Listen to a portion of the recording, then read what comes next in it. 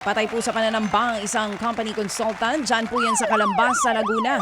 Sakay ng kanyang MPV ang biktima ng pagbabarili ng gunman na sakay naman po ng isang sedan. Isinugod sa ospital ang biktima pero binawian din ang buhay. Sa investigasyon ng mga pulis, posibleng may koneksyon sa trabaho ng biktima ang pananambang. Bago raw po ang krimen ay may nadiskubre daw ang biktima na anomalya sa operational audit ng pinagtatrabahuhang kumpanya. Arestado ang isa sa mga suspect na nagsilbing driver ng sedan. Tinutugis naman po ang kasamahan na gunman. Iniimbestigahan pa kung may iba pang mastermind sa krimen. Samantala, tinambangan po naman ng riding in tandem ang isang lalaki sa Rodriguez, Rizal. Wala na pong buhay ang biktima ng mandatnan sa barangay San Jose. 5 tama po ng bala ang tinamo ng biktima. Blanco pa rin po ang pamilya sa kung ano ang motibo o sino ang nasa likod ng pamamaril. Ayon po naman sa mga pulis, isa sa tinitignan pong anggulo ang dating pagkakakulong ng biktima ng dahil sa illegal na droga. Patay po ang isang padre de pamilya habang sugatan ng menor de edad na anak ng barilin sa Talisay City, Cebu. Sa kuha ng CCTV, kita po ang pagpasok ng salarin sa isang daanan. Makalipas nga ang ilang saglit, makikita siyang muli na tila po natatarantang tumatakbo. Hindi na nakita sa video pero pumasok pala po ang salarin sa isang computer shop at doon binaril ang mga biktima.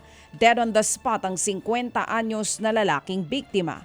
Habang nagpapagaling sa ospital ang 15 anyos na dalagitang anak nito. Isa sa mga tinitignang punot dulo sa pamamaril ang ninakaw daw na mga manok sa barangay. Pinagbibintangan daw kasi ang binaril na lalaki ang nasa likod ng pagnanakaw. May person of interest na daw na sinusubaybayan ng mga pulis. Samantala, sugatan po ang isang estudyante matapos pumanlaban sa isang hold-upper sa jeep sa loob sa jeepney sa Cebu City. At ayon sa investigasyon, papasok sana sa paaralan ng biktima kasama ang mga kaklase nang mangyari ang pang-hold up. Kinuha raw ng lalaki ang cellphone ng biktima kaya ito nanlaban. Nakatakas po ang suspect pero natuntun din sa follow-up operation.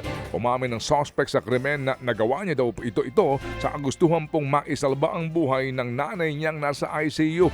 Nakakulong na ang hold-upper at maharap sa kaukulang kaso. Mabilis tinakawan ng kawatang riding in tandem ang isang sasakyan sa Santa Rosa sa Laguna.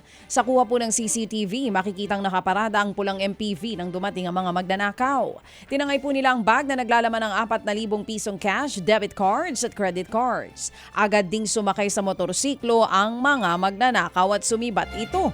Kwento ng may-ari ng sasakyan, bumaba lamang silang mag-asawa saglit para mamili ng pintura at tubig sa lugar nang mangyari po ang pagnanakaw. Tinutugis na sa ngayon ang mga salarin.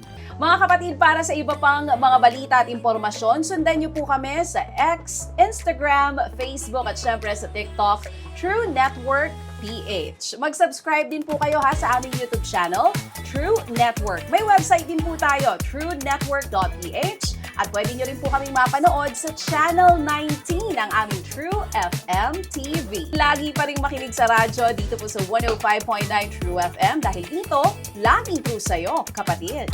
Tayo sa totoo, tunay at tapat.